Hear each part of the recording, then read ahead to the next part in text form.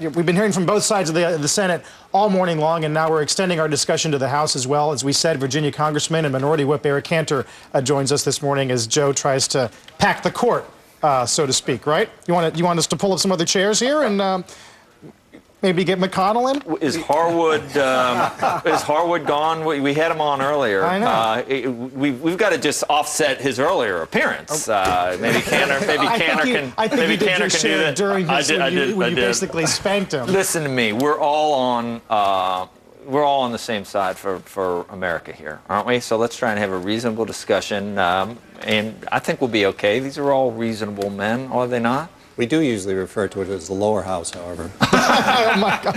Yeah, you shouldn't start like that. You know what? You're just throwing bombs everywhere. I saw that until I saw Levin's committee and the Goldman Sachs thing. That made the Senate proud. The belligerence in Washington is not only bipartisan, it's bicameral, which we have here. It is certainly equal opportunity on both sides of the Capitol. That is for sure. Congressman, it's did you get to see any? Were you in the green room? I did.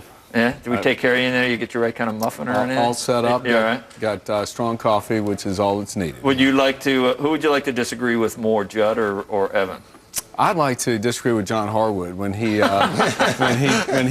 took you to task and said that it just wasn't true that you have to be thin-skinned to be a businessman and think that there is anything anti-business in the Obama administration. Right, and I think it sort of echoes Rahm Emanuel's comments last week in the Politico interview when he talked about business should be grateful for what the Obama administration has been doing.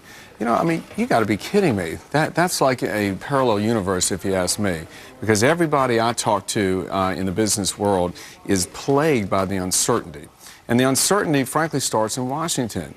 You know, when you're talking about the potential for control of the internet, you're talking about the card check policy that continues to hang out there, you're talking about the health care bill and all the uncertainties with the costs associated there. How in the world, and then you've got this FinReg bill, how in the world are we going to expect small businesses to access capital to grow again?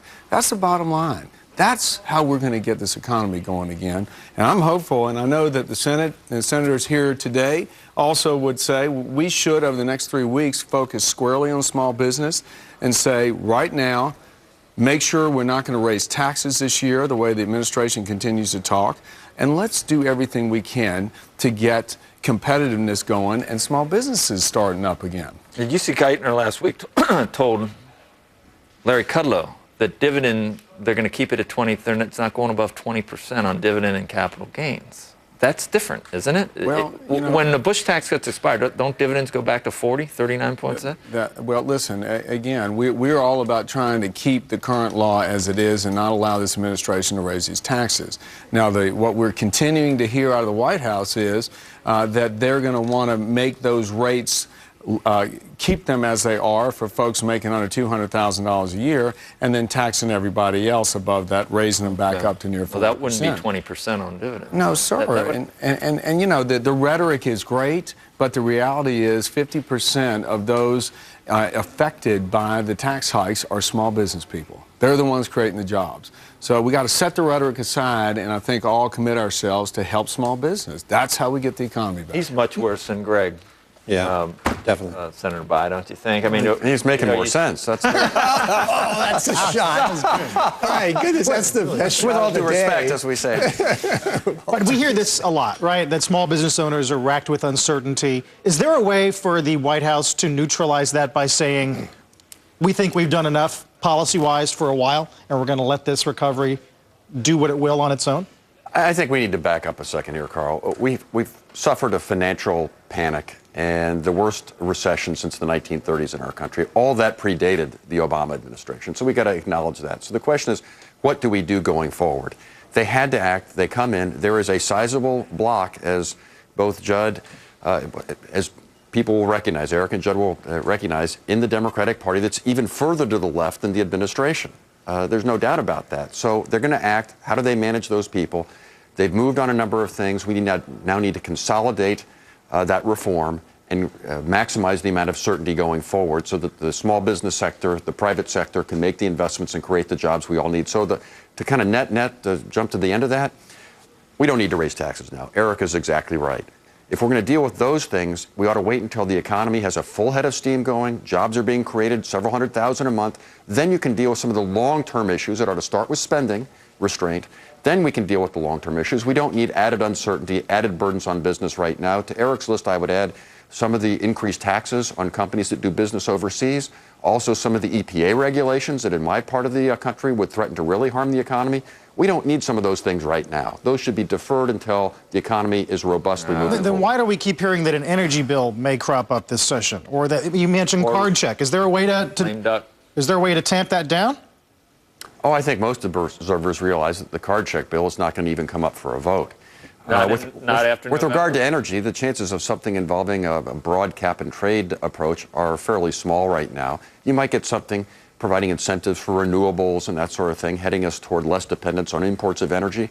But it's going to be a more modest bill than a large bill. We needed Maxine or Bernie Sanders. He's just not he's talking too much sense for you. You're not doing it. Is that you want me to unleash my inner radical, Joe? Franken, Feingold. I don't think Franken's going to come on the show. Really? He's a TV guy. He of all people should be NBCer. Yeah, he of all. Well, you people. know, if you want to do something to stimulate the economy, you could make it clear that the tax rates aren't going to go up at the end of this year. Right. I mean, you've got a situation where you're talking about a 30% increase in capital gains rates and a 150% increase in dividend rates. If this administration really wants to stimulate, say they're going to continue those tax rates, all those tax rates, and as a very practical matter, that will have an immediate impact on economic activity, will be positive, rather than having this layered lead ball coming onto the economy, you know, one lead ball after another, which is the credit contraction, the tax increases, the health care bill, and the government, which is expanding so quickly that its companies and small businesses especially have no idea where the next regulation is going to come from. They just know it's coming. No, that's not going to happen. You know, look, listen, I agree with both these gentlemen here. You're right. We cannot allow for even talk of raising taxes right now. And we ought to, when we go back to Washington tomorrow, say, look, administration, join bipartisan effort in Congress to say we're not raising taxes this year on small business, so stop it. We've also got to focus on competitiveness. You know, you talk to folks who are allocating capital in this country, they're being wooed every single day to leave this country and put jobs overseas because they see the likes of the FinReg bill and others making us less competitive. So let's stop that.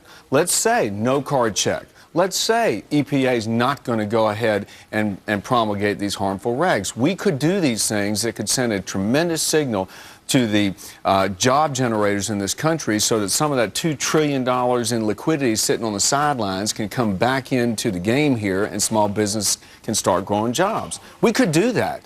But unfortunately, we're not seeing that out of the White House. Oh, I listened to you, and it almost sounds like it almost sounds like a straw man that you're proposing. That's because absurd what you just said. You know that you're just saying that, so and when it doesn't happen, you're not going to be shocked that it didn't happen, Eric, right? But it's so disconnected. You know, if you sit here and listen to some in the White House talk about the need for us to continue to prescribe the direction of this economy rather than saying, look, we know right now that we're paralyzed. But how many times have you heard, if not now, when? And the president says, if you know, we've been hearing, you know, no energy policy for 30 years, if not now, when? 35 million people uninsured for health care. It's been, you know, we've been trying that since the 19th century, people say. If not now, when? If you're not going to redistribute wealth and try to reverse the last 30 years, right? The last 30 years of income inequality as the gap and the have-nots lose out and the haves get more and more. If you're not going to do it, when? Maybe we can wait a while before we... Again, we got 4 months of the election, and the American people have grown restless. Average. That was your inner Barney Frank. That was was it okay? That was all right. I'm trying. Listen, Joe, but I mean, come on. You know the American people have turned that kind of stuff off at this point. And in the state of New Jersey, look at what Chris Christie's doing. That guy is going to town and saying enough of the spending, enough of these grandiose schemes that, frankly, are unrecognizable to most Americans. We got to get back to earning success here in this country, and we could all do that. I think that all of us here agree with that. If the White House and Speaker Pelosi on our side would join, we could get a lot done over the next 3 weeks. So can I make just a quick point? I was looking at I think it was Politico yesterday, and there was an article on there about how disaffected the left is with the administration. Right. I mean, that may come as a shock around this table, but there are political precincts in this country that are saying they haven't gone far enough. They've sold out. They're too moderate. They've compromised too much. I saw he was, the president was called a corporate, like crony, and almost an apologist for corporate America, I saw. There were provisions in the FinReg bill that would have politicized the Fed. Right. That the administration fought back, that would have, capped banks, the administration fought. So in fairness, I mean, we can say, some people may say they've gone too far, but in fairness, they have stood up against some of the farthest left-wing proposals. So I think that should be put on the table and recognized. Let me mention one other point. Can I respond to that? Yeah, of course. You look at the polls right now, and I think the rankings of the Democratic Party have softened. The rankings of the Republican Party have not gone up. The public is looking at Washington and saying a pox on all of their houses. What they want is common sense problem solving in the ideological center. Not the far left, not the far right. Unfortunately, that seems to be what Washington is serving up these days. We've got to get beyond that if we're going to actually move this country forward. Well, I think what the American people want, we can all try to speak for the American people, but my sense is that they want to pass on to their kids a better country, a stronger country economically, and a stronger country from a standpoint of security. And they look at this administration, they say, that's not happening. They look at the debt situation, and they're looking at a doubling of the debt in 5 years, a tripling of the debt in 10 years. And they're saying, how are our kids going to pay this back? They're going to have to reduce their quality of life in order to pay back all this debt we're putting on the books to benefit us today. And so unless we face up to the bottom line issue here, which is we've got to control spending, and basically we have to stop spending as if we're drunken sailors or worse, we're not going to address this issue. And there's nothing coming out of this administration, absolutely nothing, to control spending. This week we will have on the floor of the Senate another bill to add $39 billion of debt to our kids' backs so that we can take a political benefit in this election coming up in 4 months. That's inexcusable. It's irresponsible, but it's happening almost every week. And so until the Congress listens to the American people and says spending stops and the debt accumulation stops, you're not going to get action around here that's constructive and the American people are going to resonate with. Designed to address that very issue. Well, you can't kick the ball over to a commission. Congress should try to do it. Congress should try to do it about kicking the ball over to a commission. Now, the commission hopefully will be constructive and will hopefully come up with something substantive. But that's a hope and a prayer exercise, to be very honest with you. I hope it works. But, you got to get 14 of 18 votes to accomplish something big. And Judd and I agree that this should have been unlikely. statutory with real teeth in it. And he and I both agree that the fiscal situation is unsustainable, and we need to start with spending restraint. My point is, as long as we engage in partisan finger-pointing and saying, the Democrats are all to blame, or the Obama administration is all to blame, and our response is, no, it was all Bush, the Republicans are all to blame, we're not going to get to where we need to go. We needed to check, that kind of perspective at the door and said, okay, we got a problem, how are we going to solve this so that we can do right by our children and future generations? Do you think the dynamic changes after November, that if we put some of the silly season aside, that maybe it is different in the second half of his term? Carl, I think that definitely changed in November. I think we're going to retake the House, as Mr. Gibbs suggested yesterday from the White House. That will change the dynamic for sure, and I think we will start with the fact you got to stop spending money you don't have. We have to stop the progress of these very harmful policies being promoted to start-up businesses. And we got to get back to the fundamentals of what has made America what it is, which is the ability to earn your success and stop Washington from picking winners and losers. Before you're going to go, I gotta ask you. Okay, past 2010, I want to go to even 2012. Okay, let's say that there's a setback for the Democrats in November. All right, does the president tack to the center at that point? Romney Care is such a disaster that I don't know if the Republicans have anyone in 2012. Who's it going to be? You're too young, probably, right? Right. It will not. It will not be you. So who do you think? And will the president not tack to the center? Will he stake out the left and risk maybe not being? Will Hillary drop out of as Secretary of State? I mean, those are a lot of questions, but I want these before you leave. I want you to answer all of them. yes, yes, no, no. Yes, exactly. I'm right there. Yes, I don't know. I was just hypothetical answers. Joe, listen. If history is any signal here, I mean, when we regain the House, because I do think that we'll retake the majority, the president will have to deal with us. I mean, there is leverage now that the American people will have over the ability to stop spending. over telling the administration no on a lot of these harmful policies to small business. If they want to get anything done, and as Evan says, stop the finger pointing, be so concerned about ourselves in Washington and putting the people first, I think you're going to see an administration that will be forced into moving toward back. Will there be time and energy spent on repealing Obamacare? I think you will see what we'll do is continue to say we got to repeal the stuff in this bill. We got to repeal the bill and replace it, though, because no one's accepting the status quo, okay? So repeal this bill, replace it with the kind of health care that Judd and I and others said, look, this is the way we can bring costs down and get more people to access insurance, not the way that this bill went and proceeded. I'd say a couple things. It looks like right now the election this fall may favor the Republicans. But if the far right of the Republican Party continues to take them out of the mainstream, that's actually the best thing we have going for us. So a lot of this depends on how the Republicans react. Number two, Joe, the size of the problems are so large facing our country right now, and there really are no easy, quick solutions to them. We may be in for a prolonged period of political churning where the ins are constantly thrown out and the new ins are then like Japan, a little bit like the Japanese, yeah. because these problems have to be dealt with, but it's not going to be popular doing that. You saw a little bit of that with the Schwarzenegger article over the weekend. So that may be what we're in for, a constant revolving of authority in Washington, because the problems are big and hard to solve. I asked one question about Romney. Does anyone here think that he can recover from what's happening in Massachusetts with the health care plan there and run in 2012? Sure, and he will. And he will Will. run. I mean, I don't know who our nominee is going to be. I know. Could be Eric. It could be Evan. Evan may see the light, change parties, and run as he could probably get the nomination. But that's a big yoke. Do you think he can run, Romney?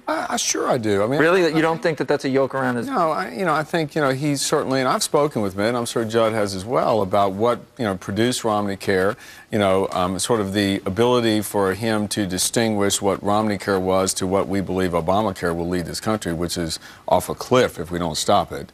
I think Mitt can draw that distinction well, and he is certainly out there, and as you've seen in the latest reports, he's getting a lot of support. The greatest risk to the Republican Party is that they won't make common cause with the moderates and the independents. I mean, look, you have the governor of Florida forced to leave the party to run for the Senate.